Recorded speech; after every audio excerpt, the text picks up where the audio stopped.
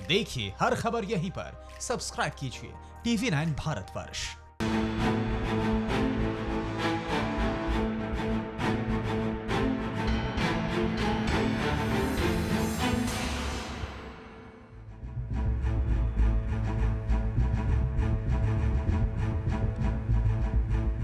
नमस्कार, स्वागत है आपका। मैं हूं निशांत चतुर्वेदी। फिक्र आपकी में अगले 1 घंटे तक आपको आपकी फिक्र से जुड़ी हर खबर दिखाएंगे, लेकिन सबसे पहले गौर कर लेते हैं हमारे खास सेगमेंट पर, हॉटस्पॉट न्यूज टॉप 9। फिक्र का जिक्र उसके बाद होगा, फिर होगा फिक्रनामा, फिर रेड अलर्ट, फिर कोरोना पॉजिटिव, जो है सो है। लेकिन सबसे पहले 9 बजे की शुरुआत हॉटस्पॉट टॉप 9 के साथ।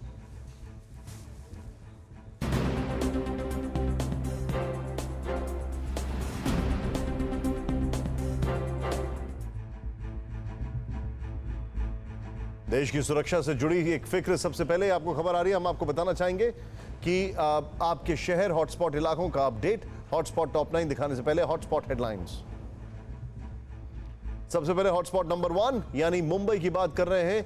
14,355 से ज्यादा कोरोना मरीजों की संख्या, अब तक 528 लोगों ने तोड़ा दम। हॉटस्पॉट नंबर 2 आज दिल्ली नहीं अहमदाबाद है। 5,800 के पार मरीजों की संख्या, अब तक 381 लोगों की गई जान। हॉटस्पॉट नंबर 3 अब दिल्ली पर 7,000 के पार हो गया संक्रमितों की संख्या, अब तक 73 लोगों की मौत हो चुकी है। हॉटस्पॉट नंबर 4 चेन्नई में 3,800 के पार मरीजों का आंकड़ा, अब तक 29 लोगों ने तोड़ा दम। हॉटस्पॉट नंबर 5 जयपुर में 1,219 हुए संक्रमित, अब तक 57 लोगों की हो चुकी है मौत। हॉटस्पॉट नंबर 6 इंदौर में 2,000 के करीब पीड़ितों की संख्या, अब तक करीब 90 लोग मौत हो चुकी है जिनकी। फिर इसके बाद हॉटस्पॉट जो है वो है आगरा, यानी कि हॉटस्पॉट नंबर 7 764 मरीजों का आंकड़ा, लेकिन 24 लोगों की मौत। हॉटस्पॉट नंबर 8 कोलकाता में 1,000 के करीब संक्रमितों की संख्या, अब तक 126 लोगों की हो चुकी है मौत। हॉटस्पॉट नंबर 9 जालंधर में 175 हुआ मरीजों का आंकड़ा, अब तक 5 लोगों की गई है जान। हॉटस्पॉट नंबर 10 हैदराबाद में 680 हुई मरीजों की संख्या, अब तक 21 लोगों ने तोड़ा दम। हॉटस्पॉट हेडलाइंस के बाद अब हॉटस्पॉट टॉप 9, जहां हम आपको दिखाएंगे सिर्फ और सिर्फ हॉटस्पॉट शहरों का हाल। दिल्ली के साकेत कोर्ट और तिहाड़ जेल में कोरोना की आहट से हड़कंप मच गया है। साकेत कोर्ट की एक महिला कर्मचारी कोरोना पॉजिटिव पाई गई, वहीं तिहाड़ जेल में कैदी के संक्रमित होने की आशंका से जेल प्रशासन परेशान है। हालांकि कैदी की पहली रिपोर्ट नेगेटिव आई। मुंबई की मुश्किलें धारावी की वजह से बढ़ती जा रही हैं। 57 नए कोरोना पॉजिटिव केस आने के मरीजों की संख्या 916 पहुंच चुकी है, अब तक 29 लोगों ने दम तोड़ दिया है। उधर मुख्यमंत्री उद्धव ठाकरे ने पीएम मोदी से बैठक में केंद्रीय बल की मांग की है। महाराष्ट्र के पुलिसकर्मियों पर कोरोना वायरस के हमले तेज हो गए हैं। अब तक 1007 पुलिसकर्मी कोरोना की चपेट में आ चुके हैं, 7 की मौत हो चुकी है। राज्य में कोरोना संक्रमित लोगों की संख्या 22,000 से ज्यादा। पंजाब के जालंधर में एक डीएसपी, कपूरथला के 2 पुलिसकर्मी और एक डॉक्टर कोरोना पॉजिटिव पाए गए हैं। ये सभी महाराष्ट्र से सिख श्रद्धालु को लेकर गए थे। वहीं हॉटस्पॉट अमृतसर में एक कैदी भी कोरोना पॉजिटिव पाया गया है। पंजाब में मरीजों की संख्या 1877 है। यूपी का हॉटस्पॉट आगरा मुख्यमंत्री योगी के लिए टेंशन बनता जा रहा है। शहर में कोरोना की रफ्तार थमने का जिम्मा योगी ने टीम 11 के 5 अफसरों को सौंपा है। आज इस टीम ने आगरा पहुंचकर अधिकारियों के साथ बैठक की। बिहार और यूपी में प्रवासी मजदूरों की वापसी से परेशानी बढ़ती जा रही है। बिहार से लौटे 1 लाख मजदूरों में से 100 से ज्यादा कोरोना पॉजिटिव हो गए। यूपी में 29 मजदूरों में संक्रमण का पता लगा है। प्रदेश के 11 जिलों में ये मजदूर पहुंचे हुए हैं। इंदौर मध्य प्रदेश के लिए लगातार सिरदर्द बना हुआ है। पिछले 24 घंटे में 171 नए केस आए हैं, 77 इंदौर से हैं। राज्य में मरीजों की संख्या 2000 के करीब पहुंच गई है। 221 लोगों को अपनी जान से हाथ धोना पड़ा है। राजस्थान में भी कोरोना का कहर जारी है। उदयपुर और जयपुर में 25 से ज्यादा सफाई कर्मी कोरोना संक्रमित पाए जाने से प्रशासन की चिंता बढ़ गई है। पूरे राज्य में 126 नए केस सामने आए हैं, जबकि कुल मरीजों की संख्या लगभग 4,000 हो गई। यूपी का नोएडा हॉटस्पॉट बना हुआ है। पिछले 24 घंटे में यहां 6 नए केसेस सामने आए हैं, जिससे गौतम बुद्ध नगर में मरीजों की संख्या 224 हो गई है। इनमें से 135 लोग ठीक हो चुके हैं, 2 की मृत्यु हो गई।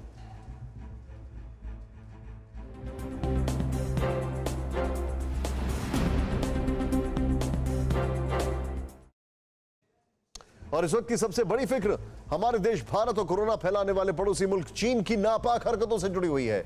भारत को घेरने की फिराक में जुटे चीन की बहुत बड़ी साजिश सामने आई है। सैटेलाइट तस्वीरों से चीन के नापाक इरादों का खुलासा हुआ है। हिंद महासागर में मालदीव के पास चीन आर्टिफिशियल द्वीप बना रहा है और भारत से 600 किलोमीटर दूर चीन ने आर्टिफिशियल द्वीप बनाया हुआ है। माना जा रहा है कि चीन इस द्वीप का इस्तेमाल भारत पर दबाव बनाने के लिए कर सकता है या फिर यहां सैन्य बेस भी बना सकता है। किसी भी लड़ाकू विमान को भारत पहुंचने में सिर्फ 20 से 25 मिनट का समय लगेगा। अमेरिका के न्यूक्लियर इंफॉर्मेशन प्रोजेक्ट के डायरेक्टर हैंस क्रिस्टेंसन ने ट्वीट कर इसकी जानकारी दी और उसकी पहली सैटेलाइट तस्वीरें साझा की हैं।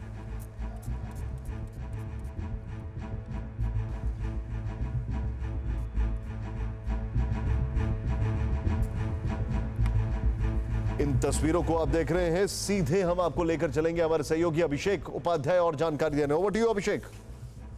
निशांत, ये जो तस्वीरें हम देख रहे हैं, ये तस्वीरें इस बात की बानगी हैं कि किस तरह से चीन मालदीव के एकदम नजदीक हिंद महासागर में घुस गया है और ये जो द्वीप है, इसका जो आकार है, ये जो स्क्रीन पे हम देख रहे हैं, इसका आकार किस तरह से चीन ने बदल दिया है। साल 2018 से 2020 के बीच, यानी कि 2 साल में 4 गुना आकार बढ़ गया। ये जो हम देख रहे हैं स्क्रीन पर, ये इसकी ओरिजिनल साइज है। यानी कि जब 2016 में चीन ने ये द्वीप को लिया था, 2016 में चीन के पास ये द्वीप इस तरह था। ये मालदीव के ठीक पास का द्वीप है।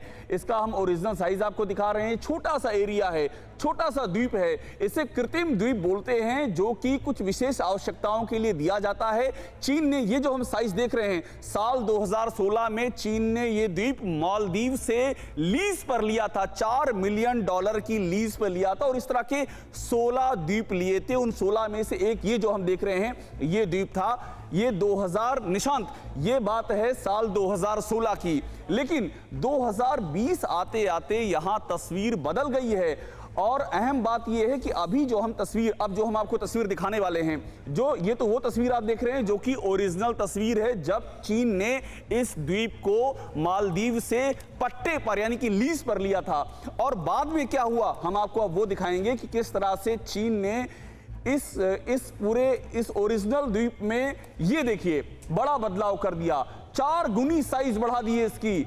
ये भारत से सिर्फ 684 किलोमीटर की दूरी पर है।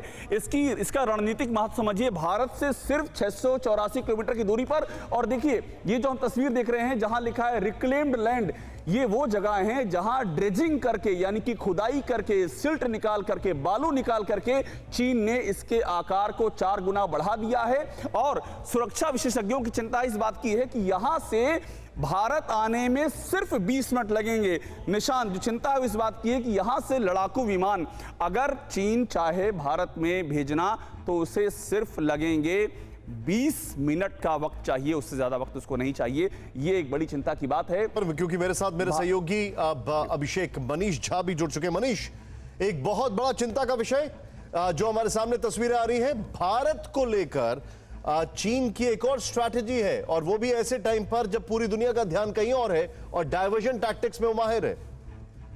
देखिए, बिल्कुल सही कहा आपने निशांत, और अभिषेक डिटेल में बता भी रहे थे। लेकिन अच्छी बात यह है कि चीन की जो ये पूरी चाल है, इससे भारत पूरी तरह से अवगत है। और हम सब जानते हैं कि इससे पहले जब मालदीव की सरकार थी, अब्दुल्ला यामीन की सरकार, तो वो किस तरह से चीन के आगे घुटने टेके हुए थी और उसने चीन को उन शर्तों पर अपनी संप्रभुता तक को दांव पे लगा दी थी। लेकिन वक्त बदला और भारत के सहयोग से भी कहें तो मालदीव में इब्राहिम सोलिह की सरकार बनी, जो चीन से धीरे धीरे उसने अपनी दूरी बनाना शुरू की है। और उसमें हिंद महासागर क्षेत्र में रहने वाले भारत और दूसरे तमाम देश अब मालदीव के साथ खड़े हैं।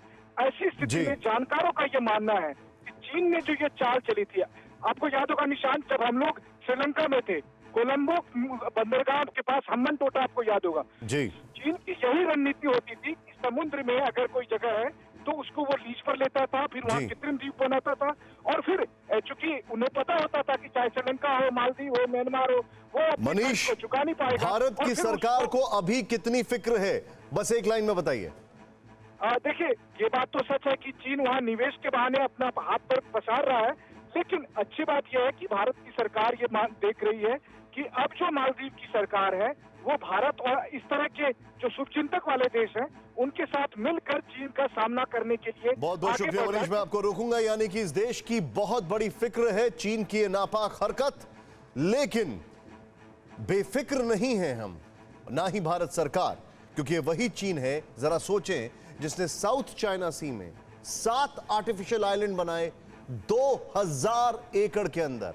तो सोचिए क्या क्या कर सकता है। खैर, अब आगे बढ़ते हैं, एक और फिक्र की बात करते हैं। प्रधानमंत्री मोदी की राज्यों के मुख्यमंत्रियों के साथ हुई बैठक में लॉकडाउन पार्ट 3 के बाद क्या होगा, इसका खाका तकरीबन खींच लिया गया है। इस बार मुख्यमंत्री और प्रधानमंत्री ऐसे वक्त में मिले हैं जब लॉकडाउन का तीसरा चरण खत्म होने में सिर्फ 6 दिन बाकी, एक हफ्ते से भी कम। इसमें पहली बड़ी चुनौती है कोरोना संक्रमण को गांव में फैलने से रोकना, लेकिन उससे बड़ी चुनौती है संक्रमण का प्रसार रोकते हुए अर्थव्यवस्था को पटरी पर लाना। प्रधानमंत्री मोदी ने कहा कि 17 मई के बाद की दिशा निर्देश राज्यों के सुझाव के आधार पर निर्धारित होंगे। साथ ही सभी से अर्थव्यवस्था के इंजन को शुरू करने के लिए सुझाव मांगे गए। इस बैठक में ज्यादातर राज्यों के मुख्यमंत्रियों ने लॉकडाउन को जारी रखना जरूरी माना है, लेकिन इससे सख्ती के साथ अर्थतंत्र को चलाने के लिए ढील की जरूरत भी महसूस की गई है। महाराष्ट्र, पंजाब, तेलंगाना और बंगाल के मुख्यमंत्रियों ने लॉकडाउन बढ़ाने की मांग की। राजस्थान के सीएम अशोक गहलोत ने रेड जोन में सख्ती बढ़ाने की अपील की। हरियाणा के सीएम मनोहर लाल खट्टर ने अर्थव्यवस्था में राज्य से योगदान देने की बात कही। तमिलनाडु के सीएम के पलनीस्वामी ने मई तक ट्रेन और फ्लाइट न शुरू करने की अपील की। तेलंगाना के सीएम ने के चंद्रशेखर राव ने विशेष ट्रेन चलाने का विरोध किया है, लेकिन आंध्र प्रदेश के सीएम जगन रेड्डी ने कहा है कि जब तक वैक्सीन ना आए, लोगों को कोरोना के साथ जीने के लिए तैयार किया जाना चाहिए। यानी राज्य सरकारें लॉकडाउन को आगे बढ़ाना चाहती हैं, लेकिन यह लॉकडाउन सिर्फ नाम का होगा। प्रधानमंत्री मोदी और राज्यों के मुख्यमंत्रियों के बीच एक बार फिर वीडियो कॉन्फ्रेंसिंग के जरिए बैठक होती है। कोरोना काल में पीएम और सीएम के बीच ये 5वीं मीटिंग है और हर बार की तरह इस बैठक का मुद्दा जरूरत के अनुसार अलग है। फिक्र है देश की आर्थिक गतिविधियों को शुरू करने की, फिक्र है लॉकडाउन के बारे में फैसला करने की, फिक्र है 3 जोन में राज्यों की जरूरत के अनुसार छूट देने की, लेकिन इन सबसे बड़ी फिक्र है कोरोना के प्रसार को रोकने के लिए सख्ती दिखाने की। लेकिन पहले राज्यों की जरूरत को समझिए। राज्य की सरकारें रेड, ऑरेंज और ग्रीन जोन के नियमों में ढील चाहती हैं। इसके अलावा प्रवासी मजदूरों की वापसी से बड़े संक्रमण पर अंकुश भी चाहती हैं। लेकिन प्रवासी मजदूरों की वापसी के कारण संक्रमण फैलने के खतरे के बीच ज्यादातर जिले रेड जोन में आ जाएंगे, इसलिए रेड जोन की आर्थिक गतिविधियों में भी छूट चाहिए। ऐसा इसलिए क्योंकि देश में इस वक्त जितनी भी आर्थिक गतिविधियां चल रही हैं वो ग्रीन जोन में है। ऑरेंज जोन में कुछ हद तक छूट है, जबकि रेड जोन पूरी तरह से बंद है। इन तमाम परिस्थितियों में किसी भी जोन की गतिविधि में इतनी छूट नहीं है कि राज्य की अर्थव्यवस्था पटरी पर आ जाए या केंद्र सरकार को भी राजस्व मिल सके। इसीलिए पीएम और मुख्यमंत्रियों की बैठक में बड़ी फिक्र है अलग अलग जोन में कौन सी छूट लागू की जाए। हम छूट और राज्यों की मांग का विश्लेषण भी करेंगे, लेकिन पहले यह जानिए कि देश की स्थिति है क्या। कोरोना के खिलाफ लड़ाई में देश को इस वक्त 3 जोन में बांटा गया। देश में इस वक्त 130 रेड जोन है, 284 ऑरेंज जोन, 319 ग्रीन जोन। अब अलग अगर सरकार लॉकडाउन के बीच छूट देती है या फिर लॉकडाउन को लेकर कोई फैसला करती है तो इन्हीं जोन के आधार पर होगा। लेकिन अर्थव्यवस्था को चलाने वाले बड़े पहिए देश के 19 जिले हैं, जहां बैंकिंग से लेकर बड़े औद्योगिक क्षेत्र हैं, और परेशानी यह है कि ये सभी 19 जिले रेड जोन में। इसीलिए राज्यों की मांग है कि इन पूरे जिलों को रेड जोन न माना जाए, बल्कि जिन कॉलोनी, सोसाइटी, मोहल्ले, गली या घर में संक्रमण के केस हैं उन्हें माइक्रो कंटेनमेंट जोन बनाया जाए। बाकी जगहों पर आर्थिक गतिविधि शुरू करने की छूट मिले, लेकिन सवाल यह है कि अर्थतंत्र को चलाने वाली गतिविधि में छूट मिलेगी कैसे, और राज्य इस छूट की फेहरिस्त में क्या नया जोड़ना चाहते हैं। देखें इस रिपोर्ट। प्रधानमंत्री नरेंद्र मोदी के साथ मुख्यमंत्रियों की वीडियो कॉन्फ्रेंसिंग के जरिए बैठक में बड़ी फिक्र आर्थिक गतिविधियों को शुरू करने के लिए अलग अलग जोन में ढील बढ़ाने की है, ताकि संक्रमण के खतरे को कम करते हुए अर्थव्यवस्था का इंजन शुरू हो सके। सबसे पहले हम आपको बताते हैं कि पूरे देश के तीनों जोन में इस वक्त तक क्या बंद है और क्या खुलने की उम्मीद है। देश के तीनों जोन में इस वक्त स्कूल, कॉलेज, मॉल, धार्मिक स्थल, एयरलाइंस, मेट्रो, ट्रेन, बस और लोकल ट्रांसपोर्ट बंद है। इनमें स्कूल, कॉलेज, धार्मिक स्थलों के खुलने की गुंजाइश नहीं है, जबकि भारतीय रेलवे की सीमित सेवाएं शुरू हो रही हैं और आने वाले कुछ दिनों में इसका विस्तार होगा। एयरलाइंस भी जल्द शुरू होगी, जिसका संकेत उड्डयन मंत्री हरदीप पुरी ने खुद दिया है। उनके मुताबिक ग्रीन जोन से ग्रीन जोन के बीच हवाई सेवा शुरू होगी, लेकिन पेच ये है कि एयरलाइंस को जब तक बड़े शहरों के बीच फ्लाइट चलाने की अनुमति नहीं मिलेगी, तब तक हवाई सेवा खोलना मुश्किल है, क्योंकि सरकार ने ट्रेनों को बड़े शहरों के बीच शुरू किया है। इसलिए माना जा रहा है कि फ्लाइट्स को भी अनुमति दी जाएगी। दिल्ली और अहमदाबाद एयरपोर्ट्स की तैयारी को देखते हुए यह संभावना और ज्यादा बढ़ गई है। अब रही बात मेट्रो, मॉल्स, बस और लोकल ट्रांसपोर्ट की, केंद्र और राज्य सरकारों की अर्थव्यवस्था से जुड़ी बेसब्री को देखते हुए लगता है कि जल्द ही सभी जोन, खासतौर पर रेड जोन जिसमें ज्यादातर बड़े शहर हैं, उनमें ये सेवाएं भी शुरू होंगी। लेकिन शर्त ये होगी कि वहां भी फिजिकल डिस्टेंसिंग के सख्त नियमों का पालन करना पड़ेगा। अब देखते हैं जोन के आधार पर क्या छूट मिल सकती है। बात पहले ग्रीन जोन की। ग्रीन जोन में फैक्ट्री, ऑफिस, जरूरी सामान की दुकानें, प्लम्बर, इलेक्ट्रीशियन, पान की दुकान, शराब की दुकान खोलने की अनुमति दी गई है, जिसमें सोशल डिस्टेंसिंग का पालन कराना भी जरूरी है और वक्त की पाबंदी भी लगाई गई। लेकिन अब जल्द ही जिम, सलून, लॉन्ड्री, गैर जरूरी सामान, एयरलाइंस, बस, ट्रेन और लोकल पब्लिक ट्रांसपोर्ट और होटल, रेस्टोरेंट भी खुल सकते हैं। लेकिन होटल, रेस्टोरेंट में सीट कम की जाएगी। अब ऑरेंज जोन की स्थिति को समझिए। ऑरेंज जोन में राशन दुकान, medical store, taxi, private vehicle, two wheeler और कुछ सेवाओं के लिए दूसरे जिले जाने की अनुमति दी गई है। लेकिन जरूरत और स्थिति को देखते हुए कुछ प्रावधानों के साथ फैक्ट्री, ऑफिस, बस, ट्रेन, एयरलाइंस, पब्लिक ट्रांसपोर्ट और होटल, रेस्टोरेंट खोले जा सकते हैं। यानी ज्यादातर ग्रीन जोन वाली सुविधाएं यहां खुलने की संभावना है। ऑरेंज जोन वो क्षेत्र हैं जहां पिछले 14 दिनों में कोई भी नया केस नहीं आया है, इसलिए राज्य सरकारों को इन इलाकों में छूट मिलने की उम्मीद है और यह अर्थव्यवस्था के लिए भी जरूरी है। बात अब रेड जोन की। ये वो क्षेत्र हैं जहां संक्रमितों की संख्या बढ़ रही है, इसलिए इस इलाके में प्रतिबंध ज्यादा है। रेड जोन में कुछ प्रावधानों के साथ छूट मिली है, जैसे ऑनलाइन डिलीवरी, दवा की दुकान, कॉलोनी की दुकान, अलग थलग दुकान और निर्माण क्षेत्र खुले हैं। लेकिन अब cycle rickshaw, auto rickshaw, cab, taxi, construction, factory, office शर्तों के साथ खोलने की अनुमति मिल सकती है।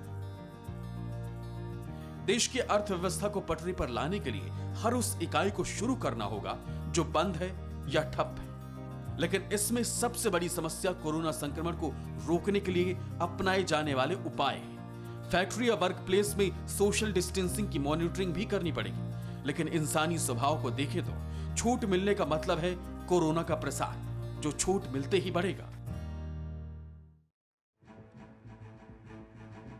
इसका मतलब है कि लॉकडाउन जैसा नाम हमारी जिंदगी में 17 मई के बाद भी कुछ और समय तक जुड़ा रहेगा। लेकिन इतना तय है कि अब सिर्फ नाम का ही लॉकडाउन रहेगा, क्योंकि लोगों की, सरकार की, मजदूरों की बेसब्री बढ़ती जा रही है। सबका सब्र जवाब देने लगा है। और तो और अर्थव्यवस्था को भी पटरी पर लाने की सख्त जरूरत है। लेकिन अब भी जहां भीड़ लग सकती है, जैसे स्कूल, कॉलेज, धार्मिक स्थल, खेल कूद, स्टेडियम, सिनेमा हॉल, ये अब भी बंद रह सकते हैं। हालांकि प्रधानमंत्री के साथ हुई बैठक में बिहार के सीएम नीतीश कुमार, पंजाब के सीएम अमरिंदर सिंह समेत कई मुख्यमंत्रियों ने लॉकडाउन बढ़ाने की अपील की। लेकिन इस लॉकडाउन में वो छूट भी चाहते हैं, सिर्फ उन्हीं जगहों को बंद करना चाहते हैं जहां भीड़ जुटती है। अब जब ट्रेन, फ्लाइट्स के जरिए लोगों की आवाजाही बढ़ेगी, काम के सिलसिले में अब आप घर के बाहर भी निकलेंगे, तब जरूरी है कि ऐसी एहतियात बरतें कि आप कोरोना के कोरियर ना बने और घर में कोरोना की एंट्री ना हो पाए। देखिए हमारे सेगमेंट जानना जरूरी में।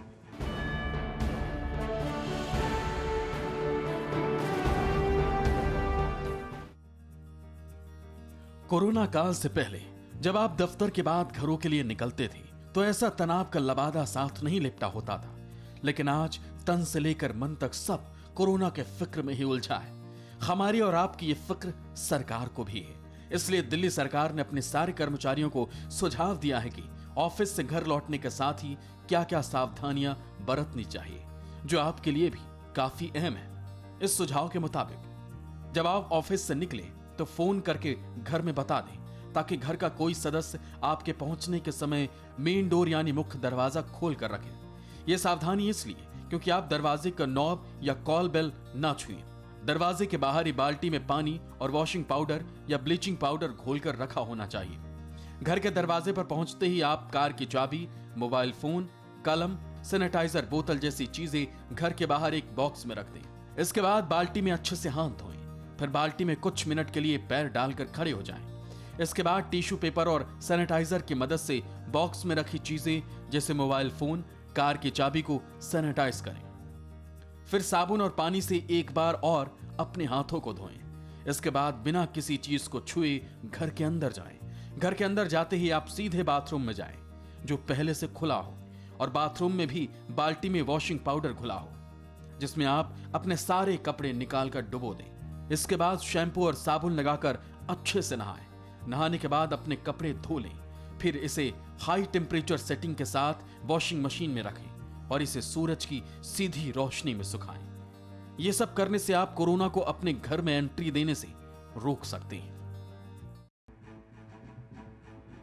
और इस वक्त आपको बता दें, कोरोना महामारी की अगर बात की जाए तो जिस तरीके से चीजें सामने आ रही हैं उतना यह जरूर साफ है कि आपको कई एहतियात बरतनी पड़ेगी। इस बीच एक बड़ी खबर हमारे सामने आ रही है कि प्रधानमंत्री और मुख्यमंत्री के बीच जो लॉकडाउन पर बैठक थी वो खत्म हो गई।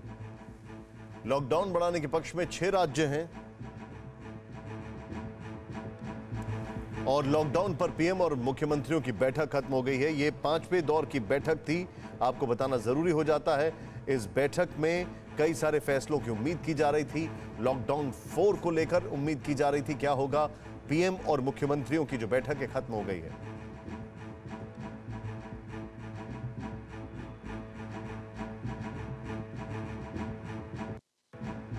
महाराष्ट्र, बंगाल, बिहार लॉकडाउन बढ़ाने के पक्ष में है। कोरोना महामारी के बीच चीन चौतरफा घिर गया है। वायरस फैलाने का गंभीर आरोप झेल रहे चीन को इस वक्त दुनिया भर के देश नंबर 1 दुश्मन मानने लगे हैं। अमेरिका चीन अंजाम भुगतने की चेतावनी दे रहा है, मुकदमा तक कर चुका है। तो कई देश अपनी कंपनियों को वहां से निकालकर भारत में शिफ्ट करना चाह रहे हैं।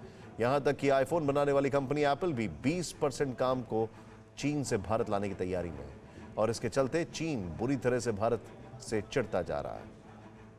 और चीन की एक खींच बॉर्डर पर भी दिखने लगी है। पिछले कुछ दिनों में पूर्वी सीमा पर सिक्किम और उत्तरी सीमा पर लद्दाख में चीनी सैनिकों ने भारतीय सैनिकों के साथ हाथापाई की और पत्थर भी बरसाए, जिसमें कुछ सैनिकों को हल्की चोटें भी लगी। दूसरी तरफ चीन भारत के पड़ोसी नेपाल को भी उकसा रहा है। चीन की खींच की पूरी कहानी आपको सिलसिलेवार तरीके से दिखाने वाले हैं। पहले आपको भारत से चीन की खींच की 5 बड़ी वजह बताते हैं। पहली वजह, कोरोना कहर के बीच 4 फरवरी से पूरे चीन से उड़ानों के भारत आने पर रोक लगा दी गई। दूसरी, अप्रैल में चीन ने HDFC में 1% से ज्यादा शेयर खरीदे, जिसके बाद भारत ने डायरेक्ट FDI यानी सीधे विदेशी निवेश को बैन कर दिया। तीसरी वजह, कोरोना काल के बीच ही चीन के वीडियो कॉन्फ्रेंसिंग ऐप जूम को भारत में असुरक्षित करार दिया गया। चीन की चिढ़ की चौथी वजह, made in China rapid testing kit पर भारत में रोक लग गई। भारत ने इसे लौटा दिया और 2 चीनी कंपनियों को ब्लैकलिस्ट कर दिया। और आखिरी वजह, कोरोना काल में जो भी कंपनियां चीन से निकालना चाह रही हैं, भारत में उन्हें काफी उम्मीदें दिख रही हैं। इसमें सबसे बड़ा और नया नाम आईफोन बनाने वाली कंपनी एप्पल का है। चीन की चिढ़ और फिक्र दोनों इसलिए बड़ी है क्योंकि अगर एप्पल कंपनी वहां से भारत आई तो बाकी कंपनियां भी उसकी राह पकड़ सकती हैं।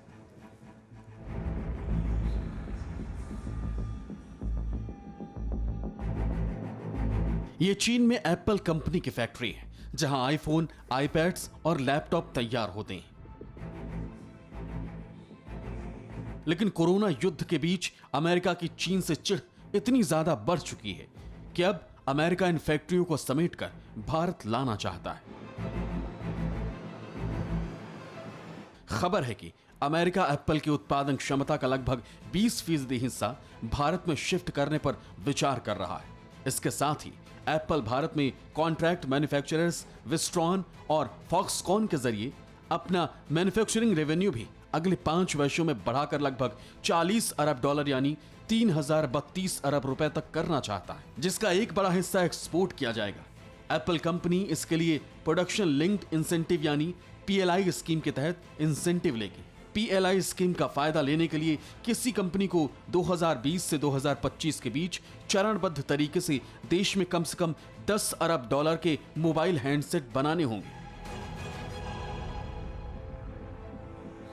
अब चूंकि चीन पर कोरोना वायरस के जन्मदाता होने का संगीन आरोप है, तो अमेरिका समेत कई देश वहां से बोरियां बिस्तर समेटने का मन भी बना चुके हैं।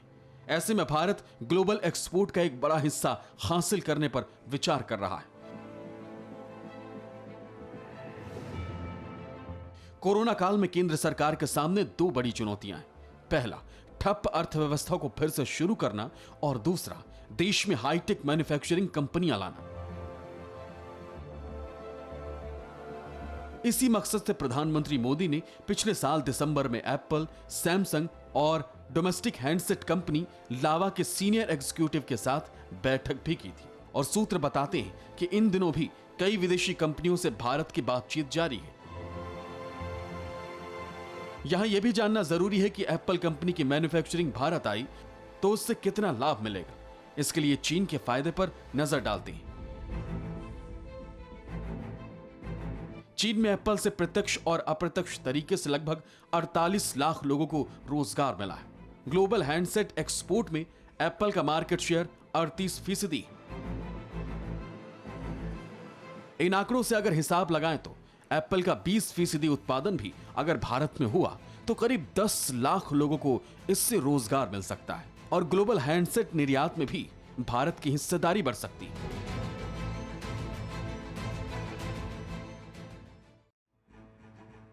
अमेरिका एकमात्र देश नहीं है या एप्पल सिर्फ एक ऐसी कंपनी नहीं है जो चीन से बोरिया बिस्तर बांधने का मन बना चुके हैं। आईफोन कंपनी एप्पल के अलावा अमेरिका के हेल्थ केयर प्रोडक्ट्स में भी भारत अपनी हिस्सेदारी बढ़ाने की तैयारी में। मेडट्रॉनिक पीएलसी और एबॉट लेबोरेटरीज, जिसकी भारत में पहले से मैन्युफैक्चरिंग यूनिट है, वो इसे और बढ़ाना चाह रहे हैं।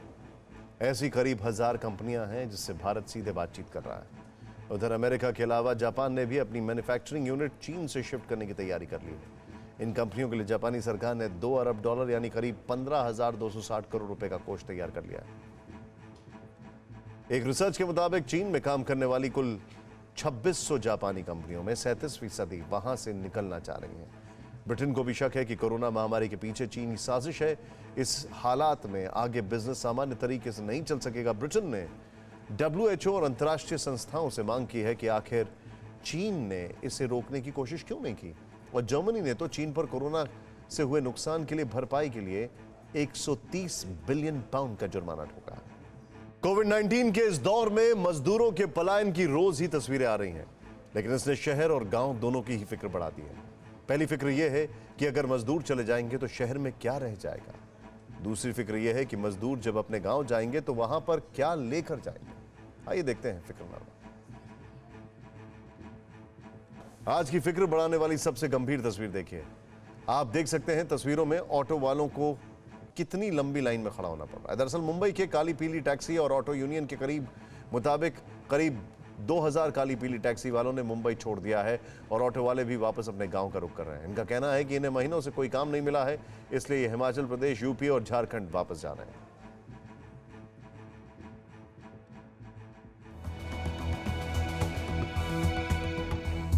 देश में पलायन की ये उल्टी धारा कभी नहीं देखी। लॉकडाउन में जैसे जैसे नरमी बढ़ती जा रही है, शहरों से गांवों की ओर मजदूरों का ये पलायन तेज होता जा रहा है। माहौल कहता है कि मजदूरों की ये बड़ी आबादी जल्द लौटने के लिए शहर से नहीं निकली है। ऐसे में सवाल उठता है कि शहर अगर खाली हो जाएंगे तो शहरों का क्या होगा। 2011 की जनसंख्या रिपोर्ट में जब देश की आबादी 121 करोड़ थी, तब मजदूरों की संख्या थी 45 करोड़, यानी पूरे आबादी का 37%।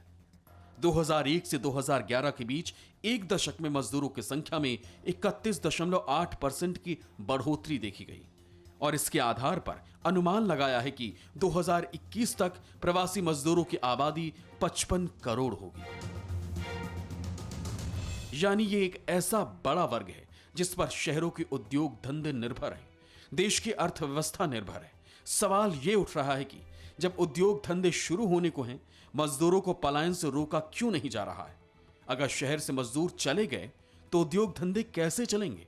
और फिक्र की सबसे बड़ी बात यह कि अगर उद्योग शुरू नहीं होंगे तो देश की अर्थव्यवस्था कोरोना के संकट से कैसे निकलेगी। गांव से शहर में आकर उद्योग की नींव बनने वाला मजदूरों का एक बड़ा हिस्सा देश के अलग अलग राज्यों से आता है, जिनमें सबसे बड़ा हिस्सा बिहार, ओडिशा, राजस्थान, मध्य प्रदेश, झारखंड और छत्तीसगढ़ का होता है। पूर्वी उत्तर प्रदेश और गुजरात के आदिवासी इलाके से भी मजदूर पलायन करते हैं। देश के ये वो इलाके हैं जहां पर या तो सूखे का प्रकोप है या फिर आबादी के घनत्व का दबाव है। अब सवाल है कि जब लाखों की आबादी अपने अपने राज्यों में वापस लौटेगी तो वो राज्य इनका बोझ कैसे उठाएंगे। इस रिवर्स पलायन से खाद्यान्न का नया संकट पैदा होगा तो दूसरी ओर कोरोना के संक्रमण का खतरा होगा। बिहार में कोरोना संक्रमित मरीजों का आंकड़ा 700 तक पहुंच गया है, लेकिन लॉकडाउन 3 में बिहार में मिले 179 नए मरीजों में से 171 वो लोग हैं जो हाल ही में ट्रेन से बिहार लौटे हैं। फिक्र की बात यह है कि यह पलायन देश के कितने बड़े हिस्से को संक्रमित कर चुका है, यह किसी को नहीं पता और इसका नतीजा क्या होगा यह भी कोई नहीं जानता।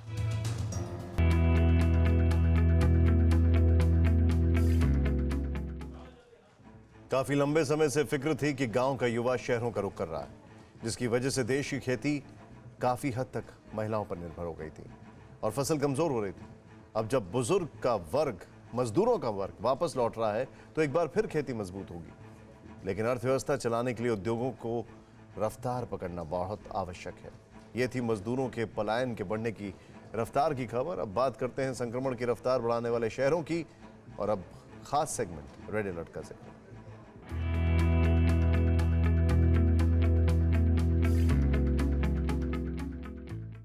महाराष्ट्र में बढ़ते कोरोना के ग्राफ के बीच मुंबई के आर्थर रोड जेल से चिंता बढ़ाने वाली खबर सामने आई है।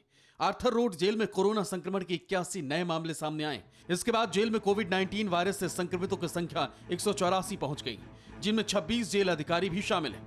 रेड अलर्ट यह है कि जेल के अंदर अगर लगातार मामले बढ़ते जाएंगे तो उनके इलाज का क्या होगा, क्योंकि जेल के अंदर कैदी पर्सनल डिस्टेंसिंग का पालन नहीं कर पाते हैं और एक कैदी कई कैदियों को संक्रमित कर सकता है। जब जेल में वायरस पहुंच रहा है तो इसकी चपेट में जेल के अधिकारी भी आ रहे हैं। विदेशों में फंसे भारतीयों की घर वापसी लगातार हो रही है, लेकिन इस बीच खबर यह भी आ रही है कि अबू धाबी और दुबई से केरल पहुंचने वाले 3 भारतीय कोरोना वायरस से संक्रमित मिले। ये सभी भारतीय कुछ दिन पहले ही विशेष विमान से स्वदेश लौटे थे, लेकिन अब कोरोना पॉजिटिव के नए मामले सामने आने के बाद केरल में एक्टिव केस 20 के करीब हो गए। उज्जैन में कोरोना से बढ़ते मौत के आंकड़ों पर चौंकाने वाली खबर सामने आई है। यहां पर अधिकतर मरीजों की मौत बीमारी की रिपोर्ट देर से देने, अस्पताल जाने से बचने और टेस्ट में देरी से हो रही है। उज्जैन में अब तक 45 लोगों की कोरोना से मौत हो चुकी है और मौतों का दर यहां पर 20% पहुंच चुका है। यह खुलासा स्थानीय अधिकारियों ने किया है, जिसके बाद एक स्पेशल टीम उज्जैन गई और यहां जिला कलेक्टर का तबादला भी कर दिया गया।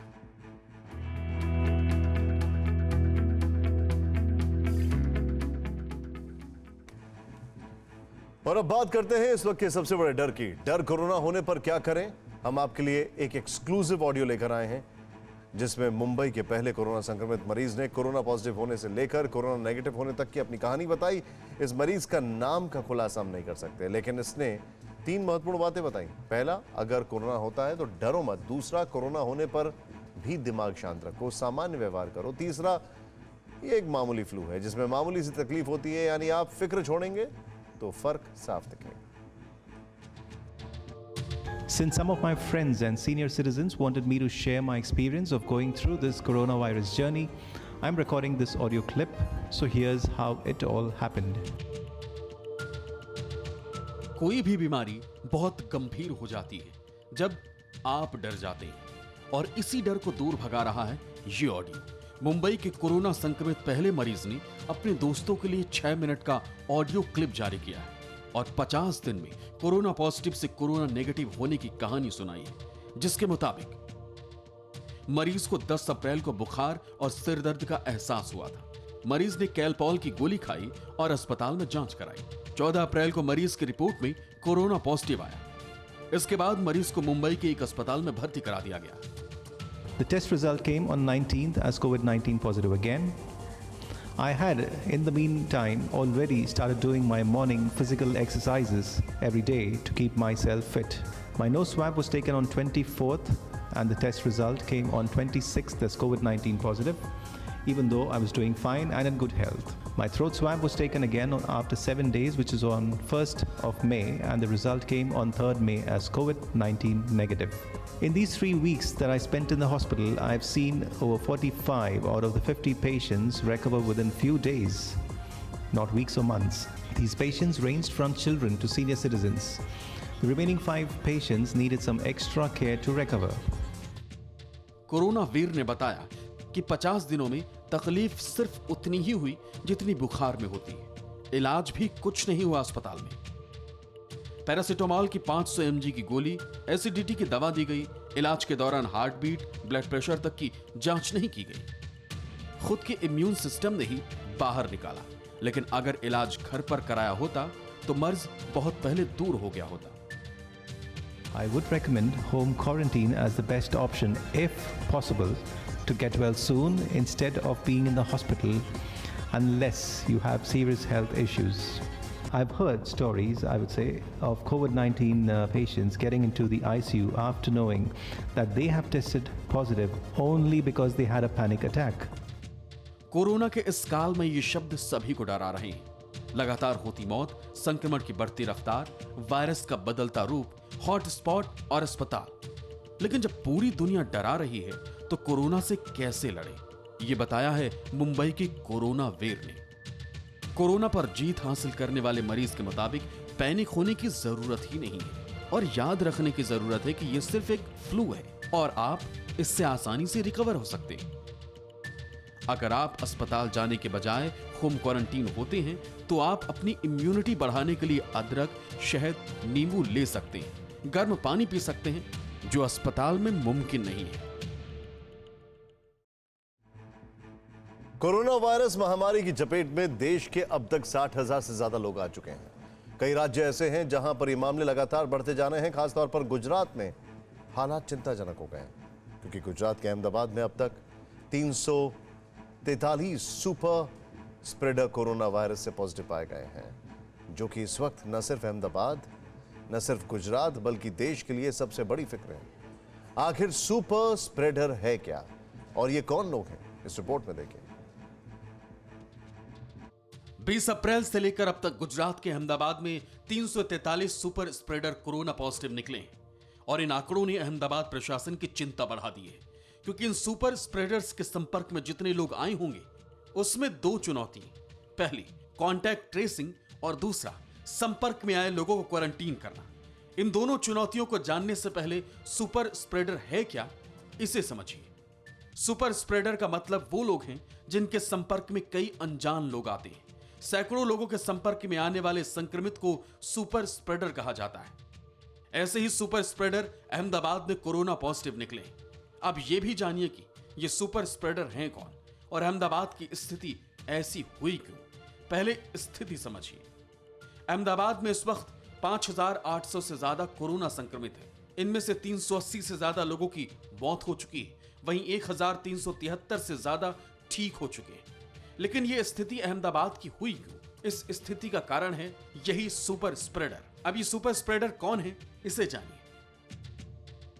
अहमदाबाद में मिले सुपर स्प्रेडर दूध वाले, सब्जी वाले, किराना दुकान वाले, जरूरी सामान बेचने वाले दुकानदार हैं। 20 अप्रैल से 8 मई तक इन्हें 8,000 से ज्यादा सुपर स्प्रेडर के सैंपल लिए गए थे। इनमें 1 मई के बाद वाले सैंपल में ही 187 लोग पॉजिटिव निकले। यानी 20 अप्रैल से अब तक 343 कुल सुपर स्प्रेडर दर्ज हो चुके हैं। अब इनसे फैलने वाले संक्रमण की चुनौती को समझिए। एक ही सुपर स्प्रेडर अलग अलग क्षेत्रों में लोगों को संक्रमित करता है। घूम घूम कर सामान बेचने वालों के संपर्क वालों की ट्रेसिंग मुश्किल है। जो सुपर स्प्रेडर के संपर्क में आता है वो भी कोरोना कुरियर बन सकता है। सुपर स्प्रेडर के संपर्क में आने वालों की ट्रेसिंग ना होने से क्वारंटीन करना मुश्किल होता है। हालांकि दिल्ली, आगरा, कानपुर में भी सब्जी वालों से कोरोना फैलने के मामले सामने आए थे, लेकिन ट्रेसिंग होने के बाद उन्हें सुपर स्प्रेडर की श्रेणी में नहीं रखा गया था। लेकिन इस वक्त गुजरात के अहमदाबाद के हालात बिगड़ने के पीछे वो सुपर स्प्रेडर हैं जिनके संपर्क में लोगों को जरूरी सामान लेने के लिए मजबूरी में आना पड़ता है। और अब बात करते हैं लॉकडाउन की लाइफलाइन की, जिन्होंने अपनी जिंदगी थमने नहीं दी। आज देखते हैं झाड़ू का प्रहार, कोरोना का संहार।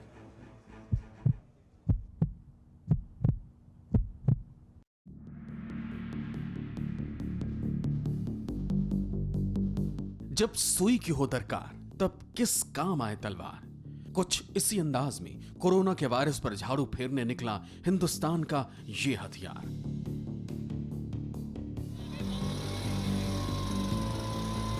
चीन से निकले कोरोना के खतरनाक वायरस ने सोचा भी नहीं होगा कि कुछ कर्मवीर ऐसे भी होंगे जो उसके कातिल इरादों पर पानी फेरने के लिए यूं भी सीना तान कर खड़ी हो जाएंगे। गली गली में झाड़ू लगाएंगे, हर इन्फेक्टेड जगह पर वायरस की जान लेने के लिए केमिकल छिड़कते जाएंगे। आज लॉकडाउन की लाइफ लाइन से आपको रूबरू होना है, तो इन कोरोना वीरों को देखिए। कोरोना के कहर ढाते ही जब देश की राजधानी दिल्ली के लोग घरों में दुबक गए, तब ये कोरोना वीर एक योद्धा की तरह बाहर निकले। नए तरह के दुश्मन से लड़ने के लिए नए जमाने के कवच पीपीई यानी पर्सनल प्रोटेक्शन इक्विपमेंट किट से खुद को लैस करने लगे, खुद को सैनिटाइज करने लगे, दिल्ली को सैनिटाइज करने के लिए। कोरोना के बढ़ते संक्रमण को रोकने के लिए राष्ट्र रक्षकों की टीम सुबह शाम लगी हुई है। ये जो आपके पीपी किट वगैरह पहन के जो लोग निकलते हैं, कितना मुश्किल और किस तरीके से काम करते हैं ये लोग? जैसा कि देश के प्रधानमंत्री ने इनको कहा भी है कि राष्ट्र रक्षक है। आज राष्ट्र की रक्षा करने के लिए ये हमारे कोरोना वॉरियर, चाहे सफाई कर्मचारी है, चाहे हमारे डीवीसी कर्मचारी है, चाहे हमारे डॉक्टर हैं, चाहे हमारे नर्स हैं, चाहे हमारी पुलिस है, सब आगे बढ़ के काम कर रहे हैं। ये सोच कर कि तमीज और तहजीब के नगर लखनऊ को ये कोरोना तबाह ना कर दे, इन कोरोना वीरों ने अपना घर परिवार छोड़ दिया और झाड़ू थाम लिया। कोई थर्मामीटर को हथियार बनाकर कोरोना की जंग में उतर पड़ा है, तो किसी ने लाठी को हथियार बनाया है। लेकिन मेरे पीछे खड़े कोरोना योद्धा इस झाड़ू को लेकर इस जंग के मैदान में उतर पड़े हैं। इनका जिम्मा होता है कि शहर को साफ रखें। घर जाने के लिए दिक्कत तो होते ही, थोड़ा बहुत अलग रहना पड़ता है, ये सब मुश्किलें तो हैं। इतनी परेशानी में मतलब कौन बाहर निकलना चाहेगा, कोई भी नहीं निकलना चाहेगा, लेकिन हम लोगों की ड्यूटी है, इसकी वजह से जाना पड़ता है। लड़ाई तो भोपाल के इन कर्मवीरों ने भी कम नहीं लड़ी। इन्हें अपनी कचरा गाड़ी में दुनिया के अदृश्य कातिल को डालना था और इस युद्ध में इस टीम ने न जाने कितने कातिल वायरस को खत्म कर दिया। यहाँ पर हमारे पास 8 लेबर है और 6 गार्ड हैं। टोटल 14 कर्मचारी अभी वर्तमान में कार्य कर रहे हैं। संक्रमण को देखते हुए हम आपस में इंटरेक्शन कम कर रखना चाहते हैं। इस वजह से कर्मचारियों की संख्या हमने थोड़ा सा मैनेज की है और 6-6 घंटे की शिफ्ट बना दी गई है। इस तरीके से मैनेज किए गए हैं कि उनका आपस में ज़्यादा संपर्क ना हो। ये कर्मवीर पटना को भी दुर्घटना से बचाने निकले। हौसला कुछ वैसा ही जैसा हर योद्धा का होता है।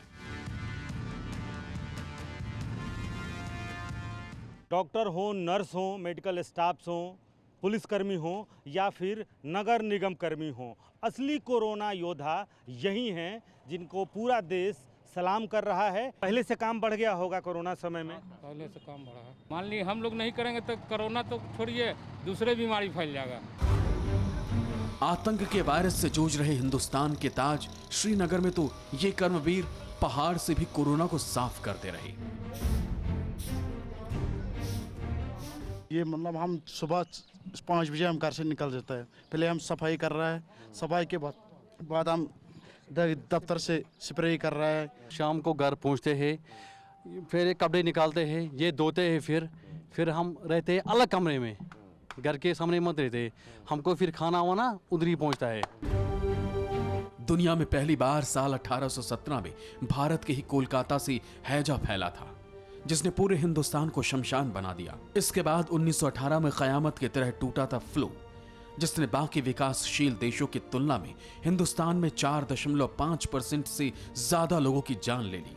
लेकिन अब जब कोरोना फैला है तो झाड़ू वाले ये योद्धा कोरोना के काल बनकर घर से निकले हैं, कातिल वायरस के इरादों पर पानी फेरने के लिए अदृश्य दुश्मन को मिट्टी में मिलाने निकले हैं।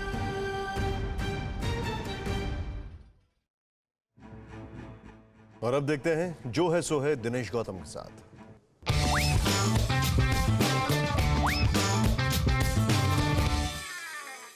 तो अब जो सेंटेंस फैशन में आ रहा है वो है अब हमें कोरोना के साथ जीना सीखना पड़ेगा। कुछ बड़े लोगों ने कहा, और अब जो बड़ा दिखना चाहते हैं या बताना चाहते हैं कि उन्हें पता है कि दुनिया किधर जा रही है, वो फोन उठाते ही पहला, दूसरा या बड़ी हद तीसरा वाक्य यही बोलते हैं, भाई अब तो कोरोना के साथ जीना पड़ेगा। कोरोना ना हुई, बीवी हो गई, के साथ रहना भी पड़ेगा और सहना भी पड़ेगा। खैर, रहना पड़ेगा तो ठीक है, पर तैयारी क्या है? हाथ धोना हमें अब भी काम लगता है, वो काम जो पसंद ना हो पर करना पड़े। मुंह में मुंह लगाकर जब तक किसी की चुगली ना कर लें, हमारा खाना हजम नहीं होता। पर्सनल डिस्टेंसिंग हालांकि फैशन में है, इसलिए हम दिन में 4-5 बार इसको दोहरा जरूर लेते हैं। लाइन में लगकर धक्का मुक्की करना हमारे संस्कारों में है। क्या गोले ना बने होने पर भी धीरज से अपनी बारी का इंतजार कर लेना हमें हमेशा मंजूर रहेगा? मास्क लगाते तो हैं, लेकिन अपने बिना धुले हाथों से नाक के पास से पकड़कर इतने बार ऊपर नीचे करते हैं कि किसी भटकते वायरस को भी आसानी से एड्रेस मिल जाए कि उसे जाना कहाँ है। और कई बार तो मास्क बस लगा रहता है नीचे होठों के ऊपर, नाक के ऊपर नहीं। बिल्कुल वैसे ही जैसे कई लोग ट्रेन में बर्थ रिजर्व होने पर भी पूरा सफर दरवाजे पर बैठकर हवा खाकर गुजार देते हैं। तो साहब, कोरोना के साथ जीना सीखना है, मरना नहीं। केवल बोलिए नहीं, जरूरी आदतें डाल लीजिए। बाकी तो जो है सो है।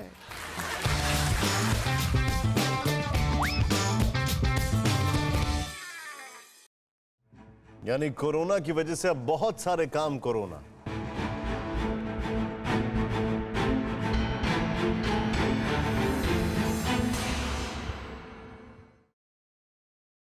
न्यूज़ टॉप 9 रोज सुबह 7 बजे और शाम 7 बजे सिर्फ TV9 भारतवर्ष पर।